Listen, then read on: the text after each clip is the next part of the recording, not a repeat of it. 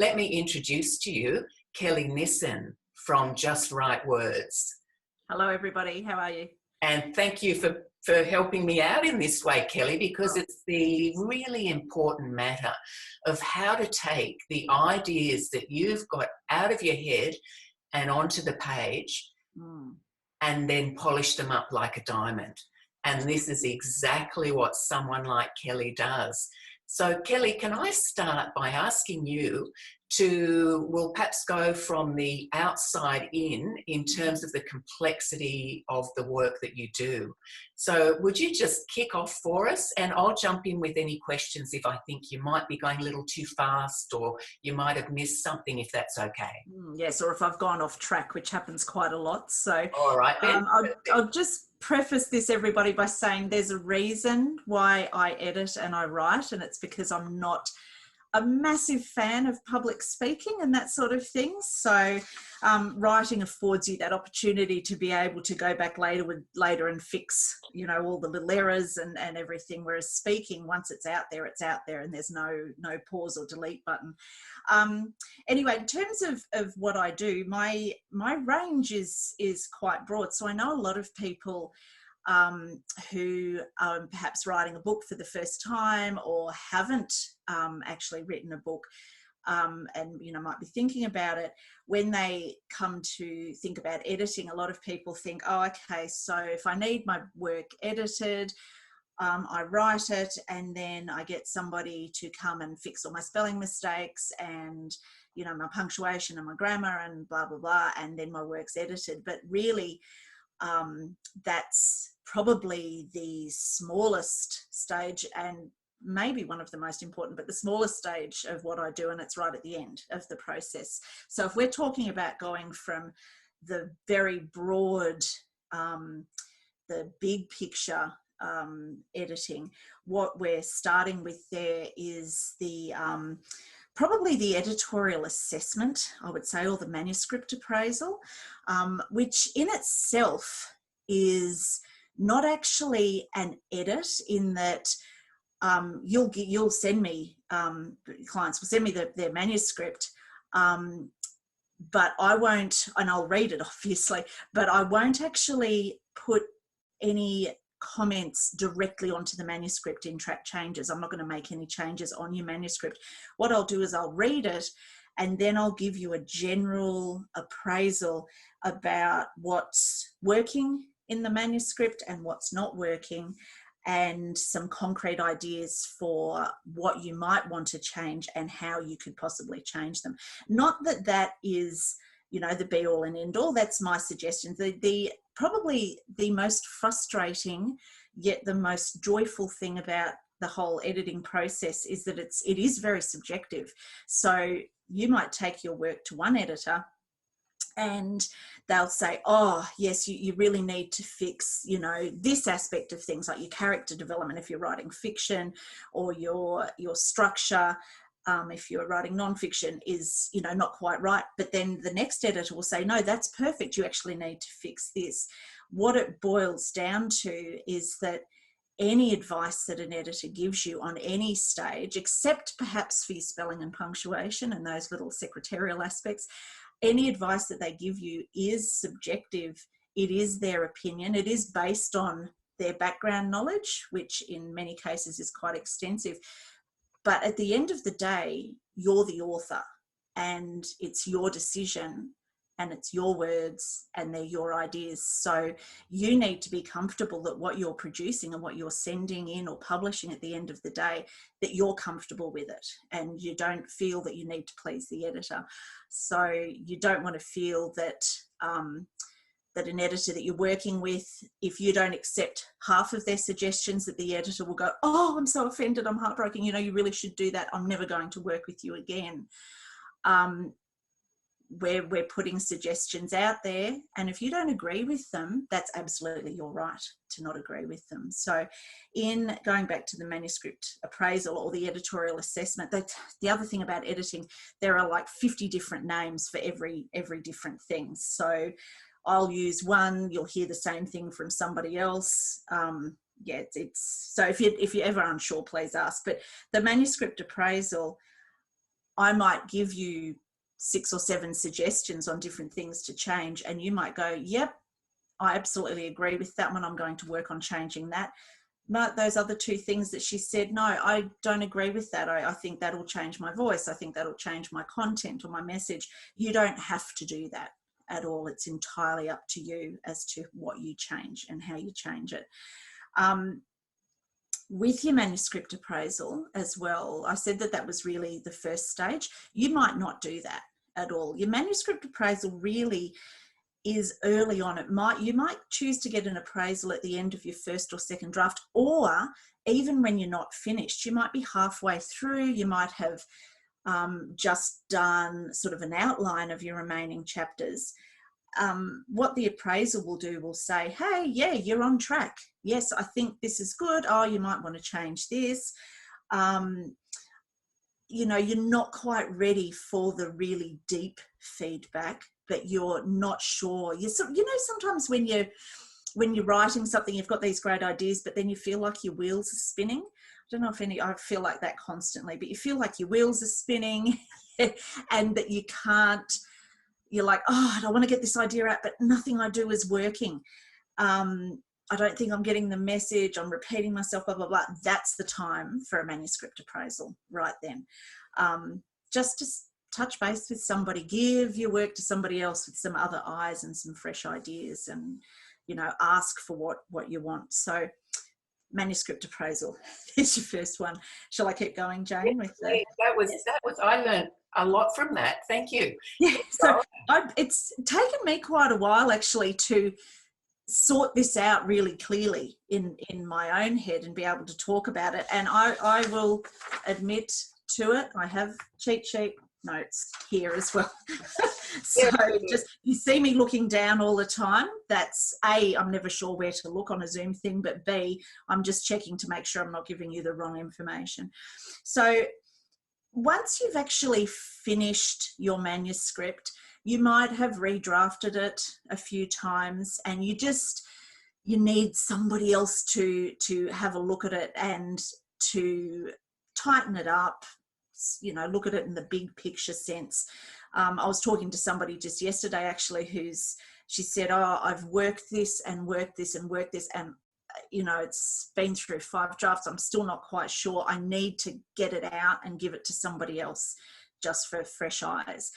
When you're at that stage and you think, you know, you've done everything you can, that would be the time to get, now these have got multiple names, a structural edit is how I refer to them. They're also, with a lot of older editors, they still call them a substantive edit, which I think probably, you know, is related to being substantial, because it's, you know, quite a big task. And there's also, some people refer to these edits as developmental edits. So the word I'm going to use is structural.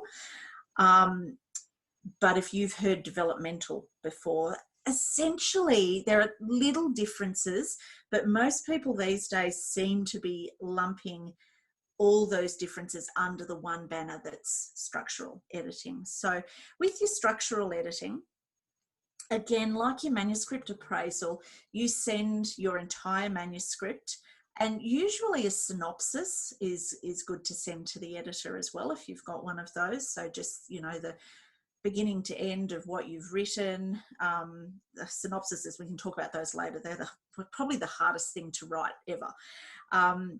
But so a structural edit will give you overall feedback on the structure of your manuscript, whether it's fiction or non-fiction, or it could be a business ebook or whatever you happen to be doing.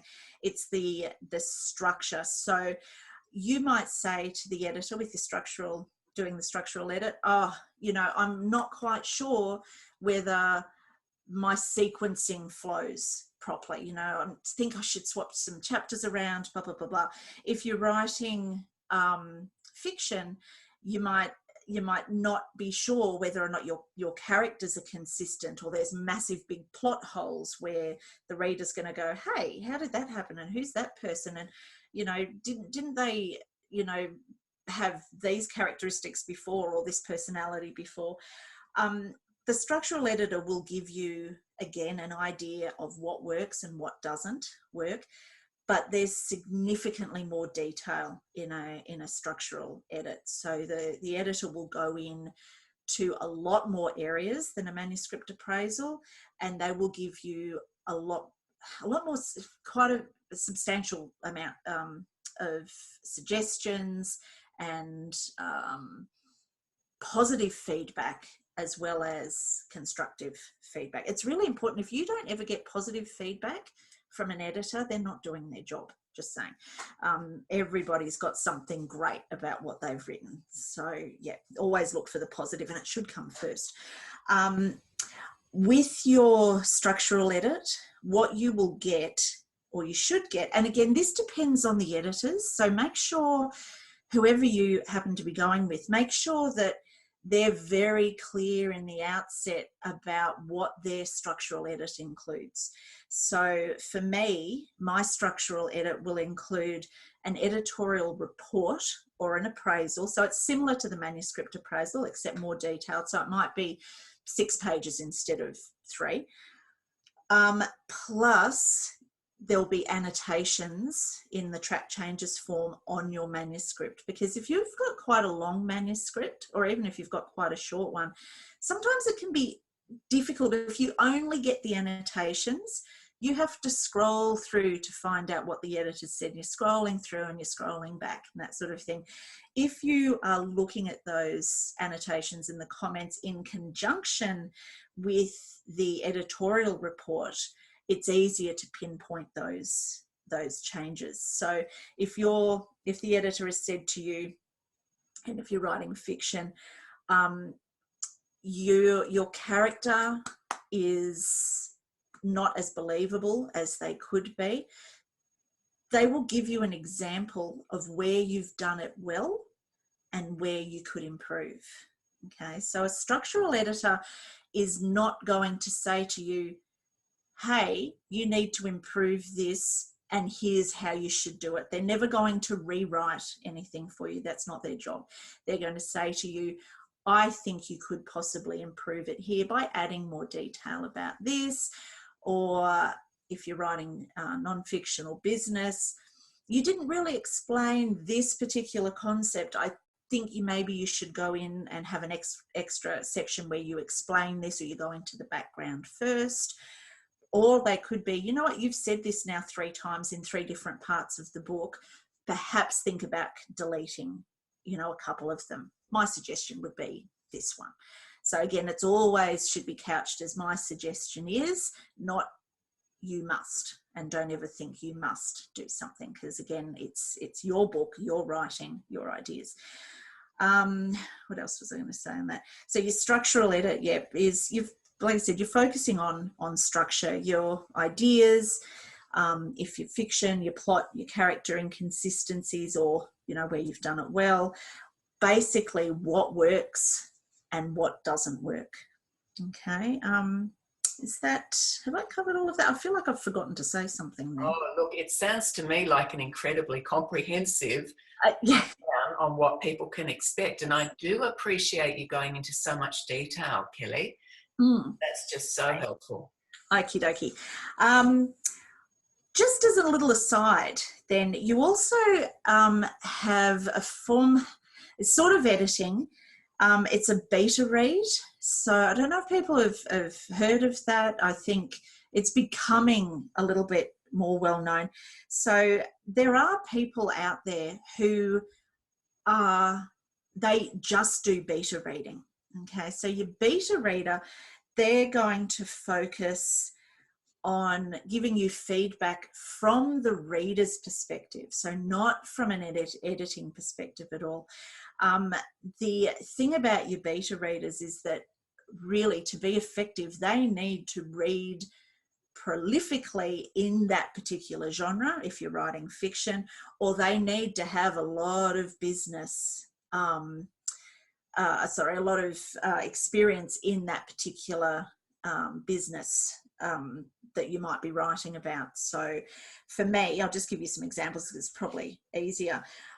For me, I offer beta reading services for anybody who's writing about autism or special needs, and particularly education, so dealing with or responding to autism from an educational perspective, because that's my background. I was a teacher for 25 years. I worked not exclusively with special needs students, but with a lot of them. And my son is autistic. So I'm quite opinionated about that too, but I've also read quite widely. So I feel comfortable with doing a beta read for somebody in that area. If you're writing a book about, you know, writing tips, author life, blah, blah, blah, blah, I will do that. What I can't do is, for example, if you send me a manuscript and it's all about war history, or any history is really not my thing. I can't do a beta read on that. I can give you a structural edit on that, but not a beta read, because I don't read widely in that genre. Okay, science fiction, definitely not.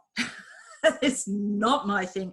In fact, I would probably be reluctant to do a structural edit on science fiction too, because it's got a very specific structure that you follow, and I would prefer to give that to somebody else. So your beta reader or your beta editor is going to look at reader's perspective. Does it engage the reader there? Is it boring? Is it repetitive? Have we seen it before? Is it done to death? Okay, but most of all, you know, is this going to be a joy to read? If I saw it in a bookshop, would I purchase it to read? Is really what your beta reader is looking for there. Now, before you move on, Kellie, this one really seems to have been of interest to people, because I've got not one, I've got 3 questions in the chat box. I saw them pop up actually, and I'm just like, oh, question, focus. Yes. And I forgot what I wanted to say. So the first one is how to do a beta read. I'll read them all. Yep. Oh, sorry, one of the comments is me, where I say I'll ask Kellie. You've got 2 questions here. So the one is how to do beta reading. So someone's been asked to do that for somebody. Right. At what stage do the beta readers come in? Is it after the structural edit? Really, it depends on what level of advice that you want. So I'll go to that question first because it's the freshest, and then I'll probably ask you what you asked the first time. It's the same, probably around about the same stage that you would ask for your manuscript appraisal, I think. So you can ask for it just in that first draft form. And in fact, I had somebody do that because she felt she was stuck. So she'd written an art-based historical fiction thriller thing. Nothing's a single genre anymore. Was fantastic, but she sent it to me as a beta reader, A, because I was familiar with her work, because I'd edited her work before, so I understood her style of writing, but B, because I love reading that sort of thing. Anything that's thriller with a bit of truth in it, like a historical component, I'm there. They're the sort of books that I read. So she sent it to me after she'd written the first draft. And then since I did that beta read, because what she basically wanted to know was, what do you reckon? Do you think I've got a story here? So you don't want to spend, and it doesn't matter whether you're writing fiction, non-fiction, business books, whatever, you want to know whether or not you should actually persist in writing that book, because writing a book or in a particular style, it takes a lot of time. It's not something you can just, whip out and do really quickly. And you don't want to spend a lot of time drafting, redrafting if you really haven't hit the mark at the outset. So I'd be looking for a beta read really early on. Okay. And you might not even want to do that. If you're confident that what you've got is going to hit the mark, or it's something you just really want to say. Okay. If it's something you really want to say, you go for it. Absolutely go for it. But if you're wavering, you think, has this been done before? Have I got something new to say? Blah, blah, blah. Get somebody to do a beta read for it for you. They're much cheaper than a structural assessment. a structural edit, and B, it gives you that reader's perspective, which really at the end of the day doesn't matter what your editor thinks about your book, it's what the readers are going to think about your book. So it is important information to have. That being said, an editor who does beta reading as well, they can beta read it for you at the start if they offer that service, and then you can send it to them later for the structural, because they do look at different things. What I'll jump in with also is that with my authors, we do it in a particular way. So because they have the certainty of the structure that we've set up together, and with able to bounce things off me and send things to me, they have that certainty about this is the book that's being written with the end purpose in mind. And we'll hit the mark. So they're often at the stage where they think they're finished. Yeah. You know, they feel they're done, they can do no more, and then a beta reader comes in really, really handy. Yes, absolutely, absolutely, because the beta reader will say to you, and they're very honest as well, they'll say to you, yeah, you know what, you've got a complete package here, or I was sort of missing this bit of information and that sort of thing. So there is a crossover definitely between a beta read and a structural edit, or a beta read and a manuscript assessment. But your beta reader, really, they're not giving you any editorial advice. They're giving you 100% pure opinion. I like it, I don't like it, and here's why. And then they might give you advice on, this character just seemed a little bit flat. This character here, or your main character, again, I keep going to fiction, but that's my sort of the thing my headspace is in at the moment. Your main character is not believable or not likable, which is always a death sign in fiction. But even with your business stuff, it's like, here we go. I've just written a LinkedIn post today about jargon, just a little short one. Fantastic. Yes, I was sitting here waiting for this to start, and I'm like, J, I can't think of a J word, J, and then jargon.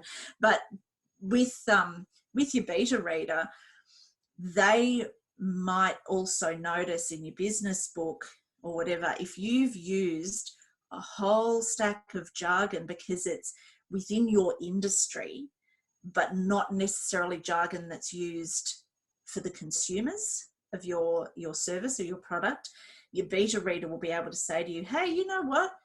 A lot of the people reading your book probably are going to be just bamboozled by your jargon. So a beta reader is awesome at picking up jargon or terminology that in your mind you think, that's normal, I use it all the time. But the person on the street, maybe not. And that happens a lot.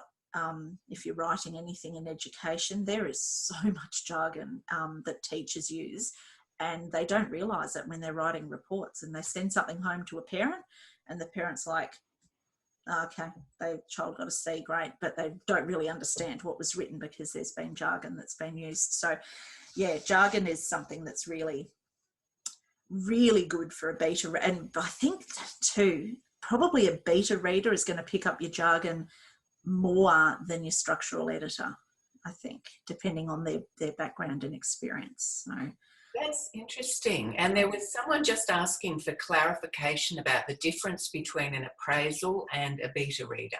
Yeah. So your appraisal, if we look at appraisal as a manuscript appraisal or an editorial assessment, that's the editor's side of things, and they will look for editing aspects. So they'll look for your structure, they'll look for your characterization, they'll look for your your use of language and that sort of thing, whereas your beta reader, purely from the reader's perspective. So, and a lot of readers, like if you look on Facebook these days and in the newspaper and that sort of thing, it would appear that nobody cares less anymore about spelling and structure and paragraphing and that sort of thing, because they don't get editors to do it. Forgotten what point I was going to make there, but with your beta reader, they're not going to be focused on that. They're not going to be focused on whether you've used the same word 15 times in 2 paragraphs. They're focused purely on your content and whether it's interesting, engaging, and hits the mark with your message. Gotcha. And then I think the only other question we've got on this is how to be a beta reader. Yeah. If somebody, no, because somebody said that they'd been asked to be a beta reader. Well, that's me just reading into the right. Oh, okay, yeah. Pretty much anybody can be a beta reader. A lot of authors of any genre ask their family to read their book and give them feedback. That's a really bad idea, because your family, they love you and they're going to say, yeah, it's great. So if you are asked to be a beta reader, you really, like I said before, it needs to be content or a genre or a theme that you are very familiar with, that you either read a lot of, you've got a lot of experience in it, and that sort of thing. And when you're looking for a beta reader, I would be looking to find out whether they do have that experience and get them, ask them to prove it, that they've got that experience. Because you don't, for example, you wouldn't want to send a work of science fiction to me for a beta read, because I don't like that genre at all, and the comments are going to not be very positive. So you're looking for somebody who's not going to tell you everything is wonderful. You want constructive feedback, but also you want to know that they know what they're talking about as well. Does that make sense? It absolutely does. So look, we're moving right along here. So we've covered the appraisal, we've covered structural editing, we've talked about beta reading. So this is all the big stuff. That's right. What's next? Okay, should we keep going? Yeah. Down the pile? Okay, so once you've got all that big stuff out of the way, and I'll do my little analogy now, and I think I might have stolen this from somebody, but it's really cool and it helps, I think. All of those things, whether it's the manuscript appraisal, the structural edit, or even the beta read, if you think when you're building a house, you start with the frame of the house. So you start with the scaffolding and the framework, the skeleton of the house. You need that concrete, whatever you call it, the flooring area in, and you need the roof. Okay, so all of those things that hold up the frame of your house, that's your structural edit. Okay, or your manuscript appraisal or your beta read. So you can't build a house without knowing that the structure is going to hold everything up. So that's that side of things done. The next part of editing is your copy edit. Okay, also sometimes referred to in older lingo as line editing. And there is a very slight difference between the two, but mostly now you'll hear most people talk about a copy edit. And it's actually 2 words, not one, copy edit. Although sometimes you'll see it written together, like in some of the things I've written in the past. So with your copy edit, if you think about the house, you've got your structure, it's done. Your copy edit is your putting in the electricity workings, putting in the plumbing, putting up the walls and the windows and that sort of thing, and closing it all in because you don't want the wind to blow through. So your copy edit, in editing terms, I'll start, it's the spelling, the grammar and the punctuation. Your structural editor is not going to look at that. Okay, so if you get your work back from a structural editor and you know you've made spelling mistakes in that work, don't expect them to have corrected it, because that's not their job. That's the copy editor's job. So it's the spelling, the grammar, the punctuation.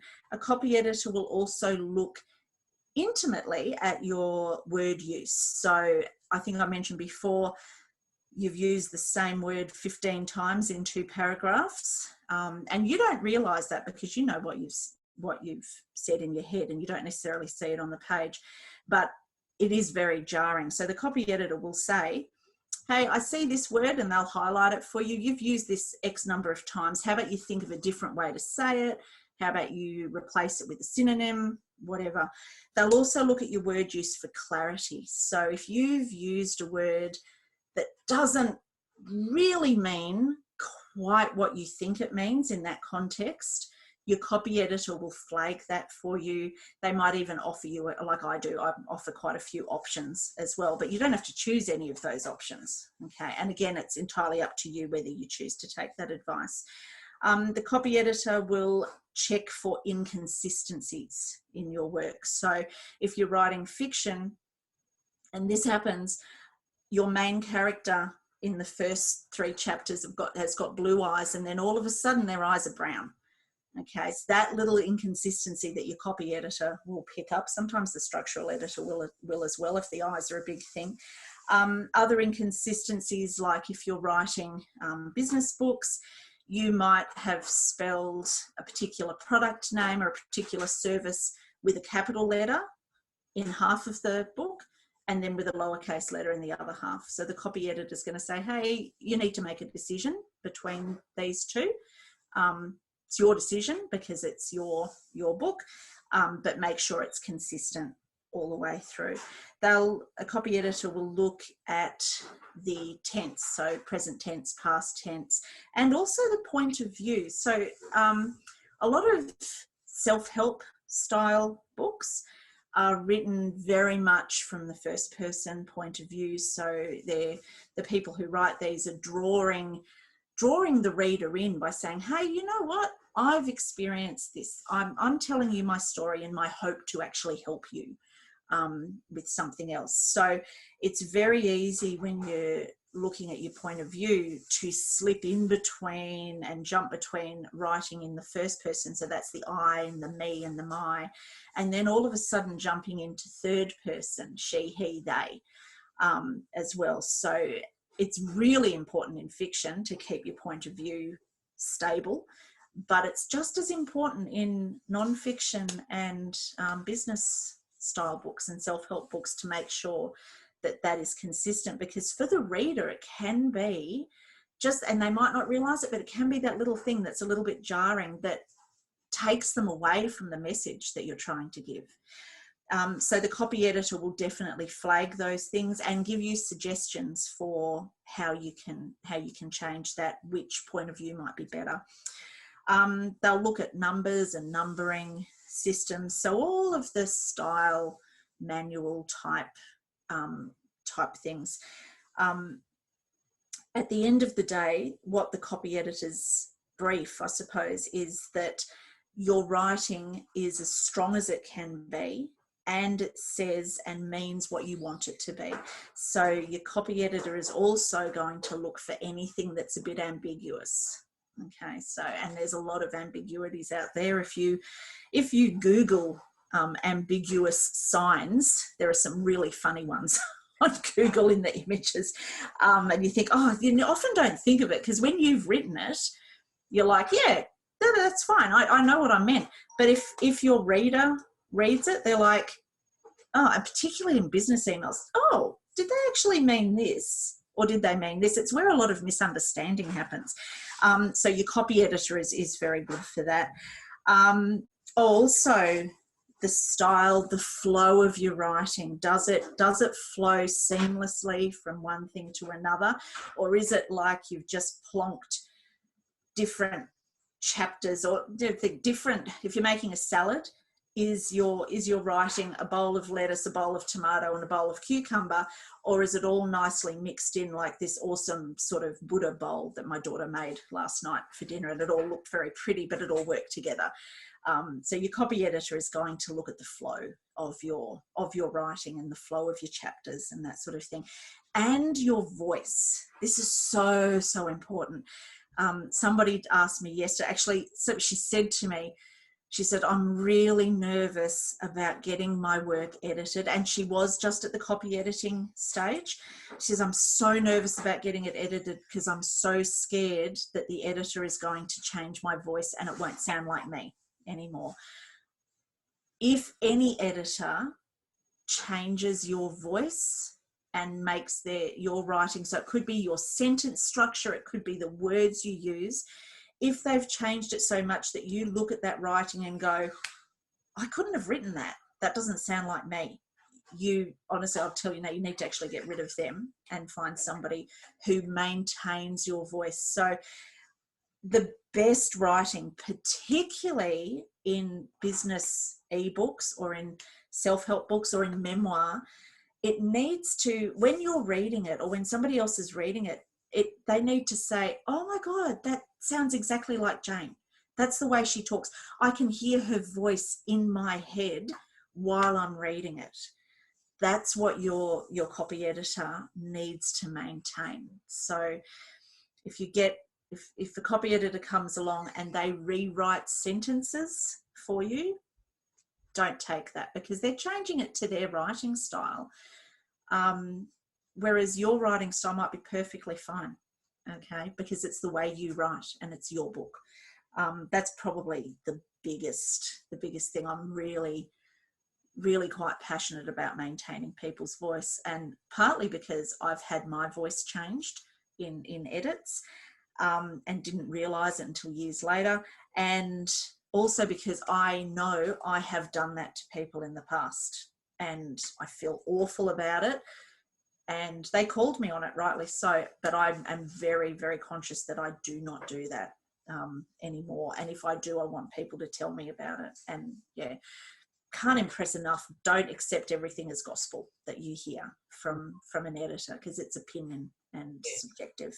Indeed. Yeah. So that's copy editing then. Yes. Mm. Yes. All right. So last one.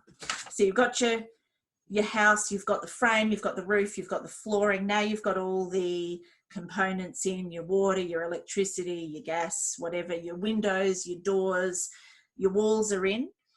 But at the moment, this house is not quite perfect because you haven't got all the interior design done and you haven't got the garden done. So this is your proofreading. Your proofreading comes right at the end. So in the same, when you're doing a house, you're not going to paint the walls of your house and pick your carpet and that sort of thing when the windows aren't in. Okay, so it is very much a process. So your proofreading, the absolute last thing that you get done. And a lot of proofreading, not all of it, but a lot of it is done on hard copy. So it's after your writing has already had the layout done, it's been with the typesetter or whoever's organising it for you. And it's that polish, it's that interior design, it's making sure that the picture on the wall is hung straight and not slightly crooked or slightly off center. So again, spelling, punctuation, grammar, it picks up, your proofreader will pick up those little typos and they slip through, because if your copy editor does everything for you in tracked changes, lo and behold, you will have 2 full stops at some point, because it's really hard in track changes to make sure you've checked everything. You might have thought, oh, okay, I'm going to move this sentence from here to here. And in the process, in the cut and paste, you missed a word. So you've got this loose word hanging around that you don't realise is there. Your proofreader is going to pick up all those little typos for you. I'm not going to say all, let's say 99.9% of them, because even the best proofreaders still miss stuff because it's all manual. Your proofreader as well, if you ask them to, now some proofreaders do this and some don't, but they will also look at the layout, the font consistency. So if you've got a whole heap of headings, maybe you've used Times New Roman for one heading, and then accidentally in one of your other headings, it's in another font that looks similar to Times New Roman but isn't, and you haven't picked it up. Or it could be a difference in your text. In one section is in 12-point size and in another section it's 11. It's a tiny difference. Or there's 2 spaces between a word instead of 1. Okay, it's all these little things that, you know, you want your book to shine, you want it to be perfect, you don't want those mistakes to slip through. Now this is just something I learned the other day, and I bet Jane probably already knows it. There are these things in writing called widows. People heard about widows? Do you know what widows are? No? Okay, so, and you'll notice these now all the time. Oh, I'm so excited because I only learned this the other day. A widow is if you've got a book and you've got a double page spread, or you're, you know, when you're in that page turn stage, if you have got almost all of a paragraph at the end of the page, and then you turn the page and there are 2 words left Never. from that paragraph, Yes. they're called widows. I didn't know it was called that, but yes, Yeah. a really good layout artist won't let that happen. Yes, exactly. It's a terrible look, yeah. Yeah. So, and sometimes they're also called orphans, but I'm guessing the orphans are where you've started a paragraph and you've only got one line of the paragraph at the bottom of the page and the rest of it is on the next page. Perhaps, I'm just guessing, but there's widows and orphans, and more and more now they're sort of creeping in because less and less people seem to care about it. But now that I know what they are, I'm seeing them everywhere and it's really annoying. Sort of makes reading really hard when you're just reading for pleasure. Well, the thing to be aware of too is that you're thinking these are little things, and somebody reading the book, they're not even going to notice. True, they may not consciously notice, but unconsciously they will. Yes. And it all adds up if there are, you know, and even in really, really professionally published books, you know, your Penguins and what have you, it's not uncommon to see a typo. Yes. It really isn't. However, what none of us can afford to do is have a compounding effect where there's you know, typo here or there, there's one of these widows or orphans, there's inconsistency with the fonts and things. It just leads to a sense of non-professionalism, and this you don't want to invest all that time in writing your wonderful book for little things like that, just for the sake of possibly saving a little bit of money on, you know, getting somebody who does this for a living to actually do it. Which, as a matter of fact, brings me to a great question that I'm so glad someone has asked this. Now, there's two parts to this question. Awesome. How long will I need to invest my time to do a proofread of my 75,000 word book? Now, you can't do a proofread of your own book. No. The point is you don't have the fresh eyes to be able to do that, unfortunately. No. You see, I don't proofread my own writing either for that very reason. Myself either. I would not trust me as a proofreader at the best of times, let alone for my own writing. Because the thing is, and there has actually been studies done on this, that when you've written something, you know what you've written, you know what it's supposed to say. And when you're reading it, your brain translates the words that you've actually written into what you think you've written. So sometimes it will take, like somebody will have said, people have said to me in the past, you used that same word 3 times in that same paragraph. I'm like, no, I didn't. I checked it. And then when you go through and highlight, it's like, oh my God, and there's another one. So you're so close to your own work, you can't actually see that sort of thing. And just on that whole proofreading thing, the editor in Microsoft Word doesn't pick everything up, just saying, and neither does Grammarly. There are editing tools out there, and I, as an editor, I use some of these tools, but I don't rely solely on them because, everything, you need that actual eyes to look at them. So by all means, definitely run through your writing afterwards to check for things. If you want to proofread your own writing initially before you send it to somebody, print it off and read it in the hard copy form, because you'll see it. You'll see those mistakes that you won't have seen on the screen. Or you can actually make a second copy of your work and change the font. If you change the font to something really different, you're tricking your brain.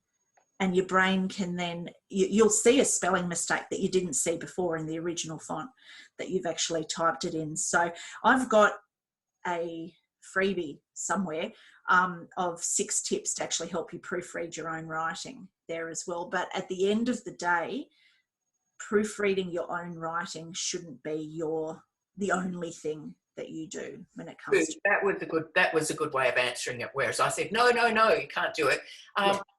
It's a bit hard to answer the question, though. How long would a 75,000 word manuscript? Yeah. It's a tricky question. It depends on how fast your reading rate is. So some people read a lot faster than other people. When you're proofreading too, though, like if you're just reading content and you're reading it for yourself, you don't read every single word, okay, because your brain makes assumptions. In fact, when you've got a word, you don't read the whole word, because all you need is the beginning and the end of the word, and your brain puts it into place. And I've got an awesome little exercise that I will do with people one day. If you'd like to have a look, it's really cool, but I forgot about it today.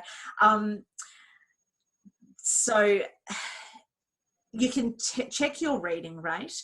So for me, so I'm just looking at what I've got written. I can read roughly 1,000 words.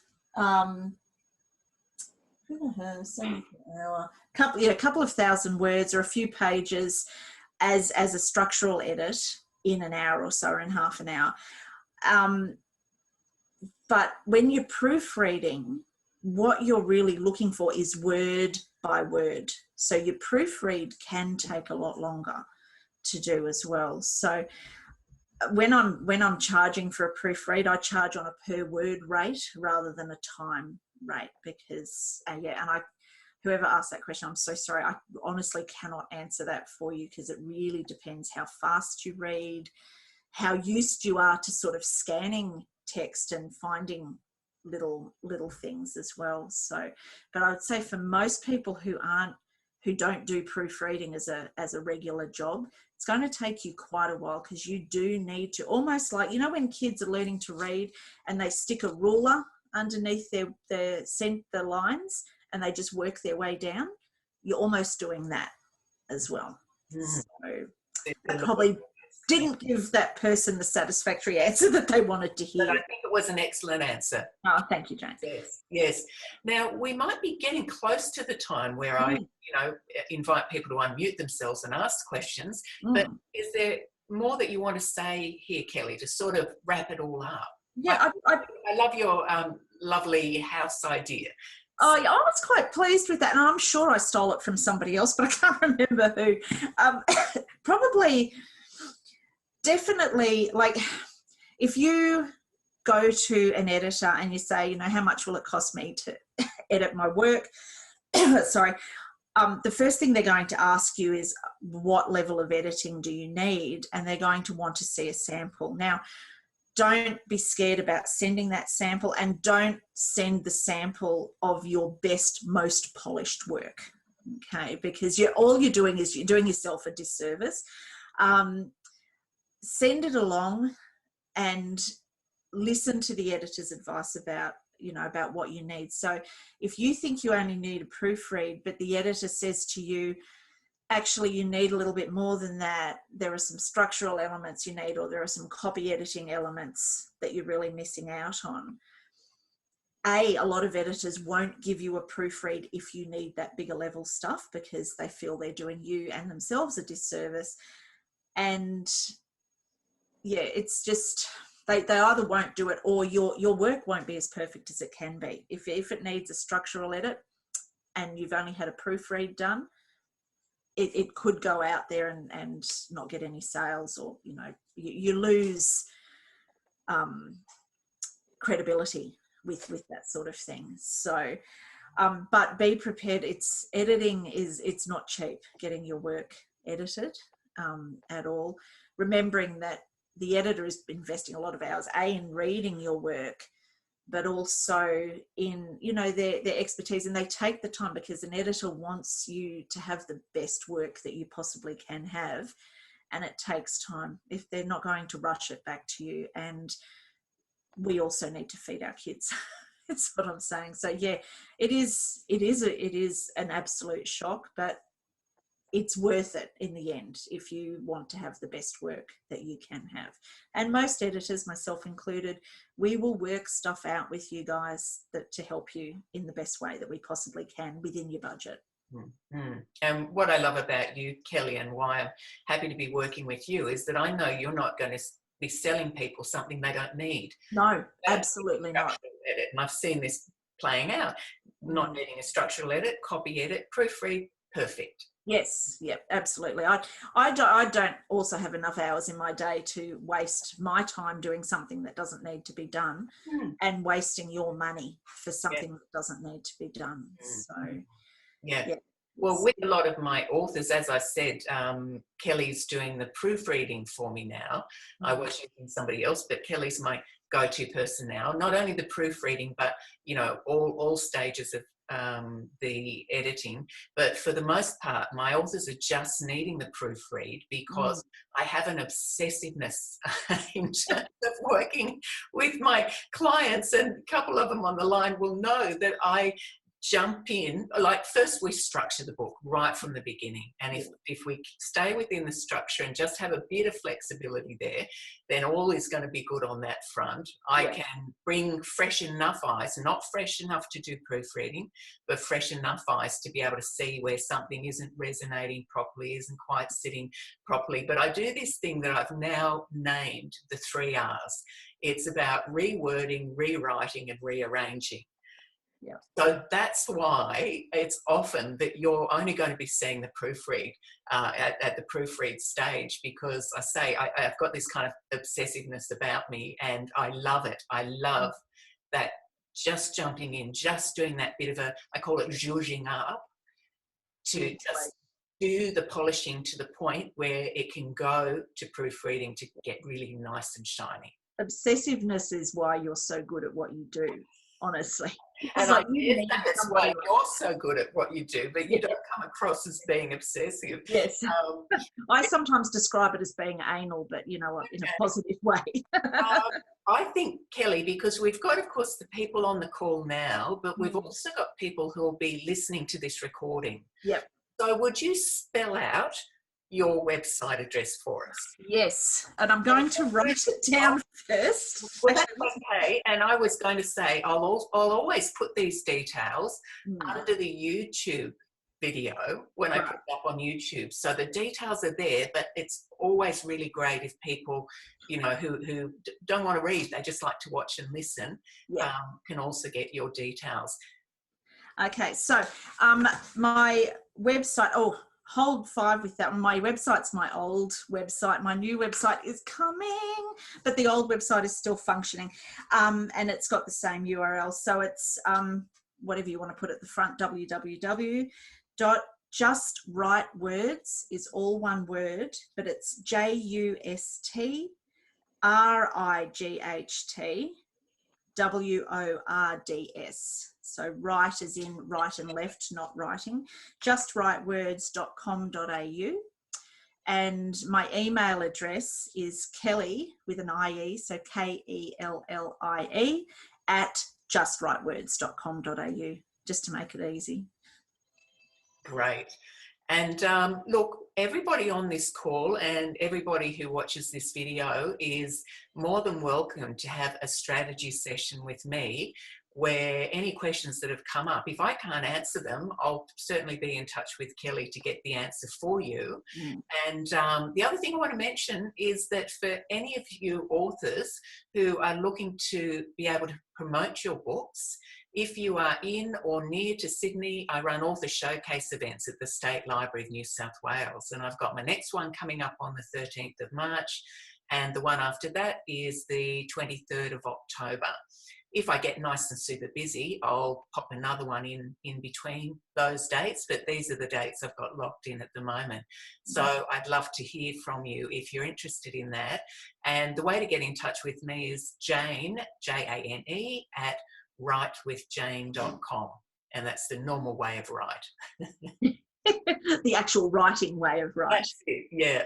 But it's just been so wonderful to connect with you in this way, Kellie, because I thought I knew everything I needed to know about editing, but I've learned a lot already.